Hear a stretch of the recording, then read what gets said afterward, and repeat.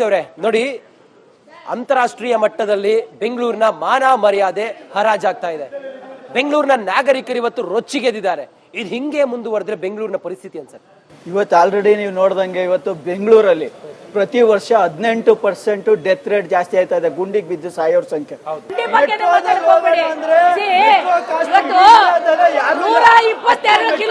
ಜಾಸ್ತಿ ಮಾಡಿದ್ದಾರೆ. ಬದ್ಧತೆ ಎಲ್ಲಿಲ್ಲ ಅಂದ್ರೆ ಇವತ್ತು ಪ್ಯಾಚ್ ಆಗ್ತಾರೆ, ಬೆಳಗ್ಗೆ ಒಂದ್ ಮಳೆಗೆ ಅದು ಕಿತ್ತು ಹೋಗುತ್ತೆ. ಅಂದ್ರೆ ಅಷ್ಟು ಕರಪ್ಷನ್ ನಡೀತಾ ಇದೆ ಈ ರಾಜ್ಯದಲ್ಲಿ. ಈ ಬೆಂಗಳೂರಲ್ಲಿ ನಡೀತಾ ಇರೋ ಕರಪ್ಷನ್ ಅಷ್ಟು ಲೆವೆಲ್ ಅಲ್ಲಿ ನಡೀತಾ ಇದೆ. ಈ ಕ್ವಾಲಿಟಿ ವರ್ಕೇ ಇಲ್ಲ ಎಲ್ಲೂ. ನಿಮ್ಗೆ ಬೇರೆ ಇರೋ ಕಡೆ ಸಾವಿರಾರು ಕೋಟಿ ಕಾಮಗಾರಿ ಮಾಡ್ತಾರೆ. ನಿಮ್ಮ ಮಾತಿಗೆ ಅವ್ರಿಂದ ಉತ್ತರ ತಗೋತೀನಿ. ದಿನೇಶ್ ಅವರು ಹೇಳಿದ್ರು, ಈ ಹಿಂದೆ ಬಿಜೆಪಿ ಸರ್ಕಾರ ಇದ್ದಾಗ 40% ಪೇ ಸಿಎಂ ಅಂತ ಹೇಳಿ ಕ್ಯಾಂಪೇನ್ ಮಾಡಿದ್ರಿ. ಈಗ ಜನ ಹೇಳ್ತಾ ಇದ್ದಾರೆ 60% ಸರ್ಕಾರ ಅಂತ ಹೇಳ್ತಾ ಇದ್ದಾರೆ.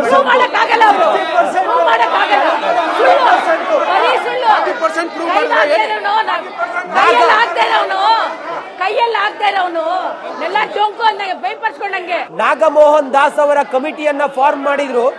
40% ಸಿಎಂ ಅಂತ ಹೇಳಿ ನೀವೇನ್ ಹೇಳಿದ್ರಲ್ಲ, ಪರ್ಸೆಂಟ್ ಸರ್ಕಾರ ಅಂತ ಹೇಳಿದ್ರಲ್ಲ, ಅದು ಪ್ರೂವ್ ಆಯ್ತಾ ಮೇಡಮ್? ಪ್ರೂವ್ ಆಯ್ತಾ? ಬಿಜೆಪಿ ಸರ್ಕಾರ 40% ಕಮಿಷನ್. ಜನ ಉತ್ತರ ಕೊಟ್ಟಿದ್ದಾರೆ. 136 ಸೀಟು ನಮ್ದು. 136 ಜನ ಉತ್ತರ ಕೊಟ್ಟಿದ್ದಾರೆ.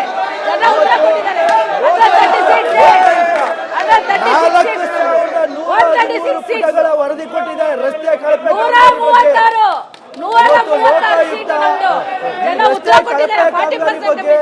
4,113 ಪುಟಗಳ ವರದಿ. ಲೋಕಾಯುಕ್ತ ಈ ಕಳಪೆ ಕಾಮಗಾರಿಗಳ ಬಗ್ಗೆ, ರಸ್ತೆ ಕಳಪೆ ಕಾಮಗಾರಿ ಬಗ್ಗೆ 4,113 ಪುಟಗಳ ವರದಿ ಕೊಟ್ಟಿದೆ. ಅದನ್ನ ಏನು ಆಕ್ಷನ್ ತಗೊಂಡಿಲ್ಲ ಸರ್ಕಾರ. ಇವತ್ತು ಸಿದ್ದರಾಮಯ್ಯನವರು ಬೆಂಗಳೂರಿನ ಡಿ.ಕೆ. ಶಿವಕುಮಾರ್ ಅವರಿಗೆ ಲೂಟಿ ಹೊಡ್ಕೊಳ್ಳಿ ಅಂತ ದಾರ ಎರೆದ್ಬಿಟ್ಟು ಆರಾಮಾಗಿ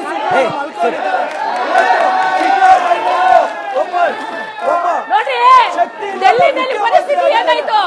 ಮಾಜಿ ಮುಖ್ಯಮಂತ್ರಿ ಜನ ಉತ್ತರ ಕೊಟ್ಟಿದ್ದಾರೆ ಅವ್ರಿಗೆ. ಡೆಲ್ಲಿನಲ್ಲಿ ಉತ್ತರ ಕೊಟ್ಟಿದ್ದಾರೆ ಅವ್ರಿಗೆ ಜನ. ನಮಗೆ 136 ಸೀಟು. ಡೆಲ್ಲಿನಲ್ಲಿ ಉತ್ತರ ಕೊಟ್ಟಿದ್ದಾರೆ ಜನ ಅವ್ರಿಗೆ. 2 ಸೀಟ್ ಇಲ್ಲ, 2 ಸೀಟ್ ಇಲ್ಲ. ಡೆಲ್ಲಿನಲ್ಲಿ ಬಿ.ವಿ. ಗಣೇಶ್ ಅವರೇ, ನಾವ್ ಯಾರು ದೂಷಣೆ ಮಾಡಕ್ ಬಂದಿಲ್ಲ. ಆರಂಭದಲ್ಲಿ ಮಾನ್ಯ ಉಪಮುಖ್ಯಮಂತ್ರಿಗಳ ಬಗ್ಗೆ ಬಹಳ ಗೌರವ ಇತ್ತು. ಬೆಂಗಳೂರು ಓಡಾಡ್ತಿದ್ರು, ಬ್ರ್ಯಾಂಡ್ ಬೆಂಗಳೂರು ಮಾಡ್ತೀವಿ ಅಂತಿದ್ರು.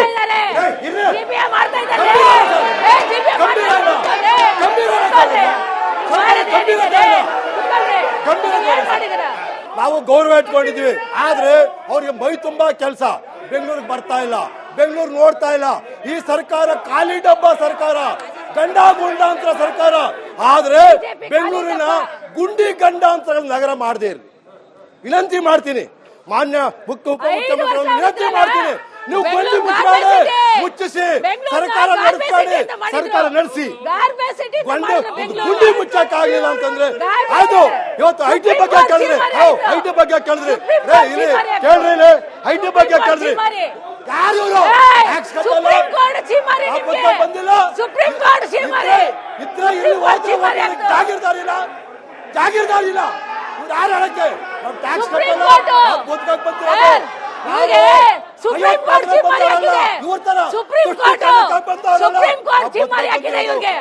ಕೊಡ್ತೀವಿ, ಅವ್ರ ಭವಿಷ್ಯ ಬದುಕು ಕೊಡ್ತೀವಿ. ಯಾರು ರೋಗಕ್ಕೆ ರಾಜಕೀಯ ಪಕ್ಕಕ್ಕಿಡುವ ಮೇಡಮ್. ಇಷ್ಟು ವರ್ಷಗಳಿಂದ ಗುಂಡಿ ಬಿದ್ದು ನಾಚಾರಾಗಿರುವಂತ ಬೆಂಗಳೂರು ರಸ್ತೆಗಳು ನಾವು ಇಲ್ಲಿವರೆಗೂ ಕೂಡ ಯಾವುದೇ ಇಂಜಿನಿಯರ್ಗಳ ವಿರುದ್ಧ, ಯಾವುದೇ ಬಿಬಿಎಂಪಿ ಅಧಿಕಾರಿಗಳ ವಿರುದ್ಧ ಕ್ರಮ ತೆಗೆದುಕೊಳ್ಳದೆ ಇರೋದು, ಮತ್ತೆ ಮತ್ತೆ ಅವ್ರಿಗೆ ಗುತ್ತಿಗೆ ಕೊಟ್ಟಿರೋದ್ರಿಂದಾಗಿ, ಅವ್ರ ಬ್ಲಾಕ್ ಲಿಸ್ಟ್ಗೆ ಸೇರಿಸದಿರೋದ್ರಿಂದಾಗಿ ಏನು ಮಾಡಿದ್ರು ನಡೆಯುತ್ತೆ ಅನ್ನೋದು ಹಾಗಾದ್ರೆ ಹೇಳಿ. ಖಂಡಿತ ಇಲ್ವಲ್ಲ. ಬ್ಲಾಕ್ ಲಿಸ್ಟ್ ಸೇರಿದವ್ರಿಗೆ ಯಾರಿಗೂ ಗುತ್ತಿಗೆ ಕೊಟ್ಟಿಲ್ಲ. ಎಲ್ಲ ಟೆಂಡರ್, ಟ್ರಾನ್ಸ್ಪರೆನ್ಸಿ, ಆಡಳಿತದಲ್ಲಿ ಟ್ರಾನ್ಸ್ಪರೆನ್ಸಿ ಇದೆ. ಆ ಟ್ರಾನ್ಸ್ಪರೆನ್ಸಿ ಪ್ರಕಾರ ಟೆಂಡರ್ ಕರೆದಿದ್ದಾರೆ. ಟೆಂಡರ್ ಮೂಲಕ ಕಾಮಗಾರಿ ತಗೊಂಡಿದ್ದಾರೆ. 8 ವರ್ಷ ಒಬ್ಬ ಎಕ್ಸಿಕ್ಯೂಟಿವ್ ಇಂಜಿನಿಯರ್ ರಾಜಾಜಿನಗರ ಬಿಟ್ಟು ಹೋಗ್ಲಿಲ್ಲ. 8 ವರ್ಷ ರಾಜಾಜಿನಗರ ಬಿಟ್ಟು ಹೋಗ್ಲಿಲ್ಲ ಒಬ್ಬ ಎಕ್ಸಿಕ್ಯೂಟಿವ್ ಇಂಜಿನಿಯರ್. ಹೇಗೆ ಇದಕ್ಕೊಂದು ತಾರ್ಕಿಕ ಅಂತ್ಯ ಹೇಗೆ ಮೇಡಮ್? ನೀವು ಹೇಳಿ. ಮೇಯರ್ ಆಗಿ ನೋಡಿದಿರಿ, ನೀವು ಮೇಯರ್ ಆಗಿದ್ದಾಗ ಏನ್ ಮಾಡಿದಿರಿ? ಈಗಿನ ಸರ್ಕಾರ ಏನು ಮಾಡಬೇಕು ಹೇಳಿ? ಪ್ರಗತಿ ಹಂತದಲ್ಲಿದೆ. ಸರ್ಕಾರ ಕೆಲಸ ಮಾಡ್ತಾ ಇದೆ. ಕಷ್ಟದಲ್ಲಿದೆ. ನೋಡಿ ದಿನೇಶ್ ಅವರೇ, ನೋಡಿ ನಾವು ಪ್ರಾಕ್ಟಿಕಲ್ ಆಗಿ ಯೋಚನೆ ಮಾಡಬೇಕು. ಪ್ರಾಕ್ಟಿಕಲಿ ಸೈಂಟಿಫಿಕಲಿ ಗುಂಡಿ ಇಲ್ಲದೆ ಇರುವಂತ ಬೆಂಗಳೂರನ್ನ ನಿರ್ಮಾಣ ಮಾಡ್ಲಿಕ್ಕೆ ಸಾಧ್ಯವೇ ಇಲ್ವಾ ಹೇಳಿ? ಸಾಧ್ಯ ಇದೆ, ಅದಕ್ಕೆ ಬದ್ಧತೆ ಬೇಕು.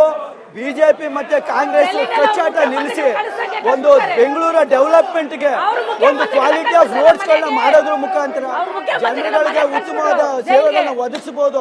ಆದ್ರೆ ಇವತ್ತು ಏನಾಗ್ತಾ ಇದೆ, ಅಧಿಕಾರ ವರ್ಗಾವಣೆಯಲ್ಲಿ ಅತ್ಯಂತ ಭ್ರಷ್ಟಾಚಾರ ನಡೀತಾ ಇರೋದ್ರಿಂದ ಕಳಪೆ ಕಾಮಗಾರಿಗಳು ನಡೀತಾ ಇದ್ದಾವೆ. ಅದಕ್ಕೆ ಯಾವುದೇ ರೀತಿ ಬದ್ಧತೆಗಳಿಲ್ಲ. ಮತ್ತೆ ಇಲ್ಲಿ ಏನು ನಡೀತಾ ಇದೆ ಅಂದ್ರೆ ಉಚಿತ ಮದುವೆಯಲ್ಲಿ ಉಂಡೋನ್ ಜಾಣ ಅಂತ ಉಚಿತ ಮದುವೆಯಲ್ಲಿ ಉಂಡಿ ಎಲ್ಲ ಮಜಾ ಮಾಡ್ತಾ ಇದ್ದಾರೆ. ಜನರ ಹೆಣದ ಮೇಲೆ ರಾಜಕೀಯ ಮಾಡ್ತಾ ಇದ್ದಾರೆ. ಸಾಮಾನ್ಯ ಜನಗಳ ಸಾವಿನ ಮೇಲೆ ರಾಜಕೀಯ ಮಾಡ್ತಾ ಇದ್ದಾರೆ. ಇವತ್ತು ಸಾಮಾನ್ಯ ಮನುಷ್ಯ ಕಟ್ಟಿ ಸಾಯ್ತಾ ಇದ್ದಾರೆ. ಅವರು ಸಿಗುವಂತ ಯಾವುದೇ ಒಂದು ಮೂಲಭೂತ ಸೌಕರ್ಯಗಳು ಬೆಂಗಳೂರಿನ ಜನಕ್ಕೆ ಸಿಗ್ತಾ ಇಲ್ಲ. ಇದಕ್ಕೆ ಭಾರಿ ನಮ್ಮಲ್ಲಿ ಆಕ್ರೋಶ ವ್ಯಕ್ತಪಡಿಸ್ತಾ ಇದ್ದಾರೆ. GBA ಮಾಡಿ ಏನ್ ಮಾಡೋದು ಕೊಟ್ಟಿದೆ ಈ ಸರ್ಕಾರ? ಸರ್, ಈ ಕ್ಷೇತ್ರದ ಶಾಸಕರು ಪ್ರತಿ ಸೋಮವಾರ RTO ಕಚೇರಿಯಲ್ಲಿ ಜನಸಂಪರ್ಕ ಸಭೆ ಮಾಡ್ತಾ ಇದ್ದಾರೆ.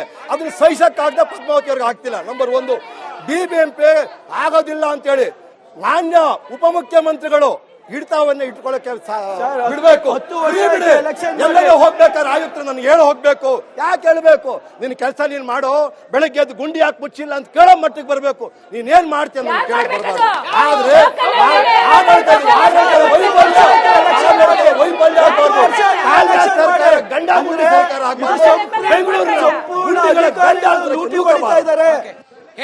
ಹೇಳಿ ಸಾಧ್ಯವೇ ಇಲ್ವಾ? ಬೆಂಗಳೂರು ಗುಂಡಿ ಮುಕ್ತ ಮಾಡ್ಲಿಕ್ಕೆ ಸಾಧ್ಯವೇ ಇಲ್ವಾ? ನಾವೆಲ್ಲ ಕನಸು ಕಾಣ್ತಾ ಇದ್ವಿ, ಕಾರ್ಪೊರೇಟರ್ ಆಗಬೇಕು, MLA ಆಗಬೇಕು, ಮಂತ್ರಿ ಆಗಬೇಕು, ಮುಖ್ಯಮಂತ್ರಿ ಆಗಬೇಕು ಅಂತ. ಇವತ್ತೇನಾಗಿದೆ, ರಿವರ್ಸ್ ಔಟಿದೆ. ಮುಖ್ಯಮಂತ್ರಿ ಮೇಯರ್ ಆಗಿ ಬಂದಿದ್ದಾರೆ, ಉಪಮುಖ್ಯಮಂತ್ರಿ ಡೆಪ್ಯೂಟಿ ಮೇಯರ್ ಆಗಿ ಬಂದಿದ್ದಾರೆ, ಕಾರ್ಪೊರೇಟರ್ಗಳು ಲೆಕ್ಕಕ್ಕಿಲ್ದೆ ಮಾಡಿದ್ದಾರೆ.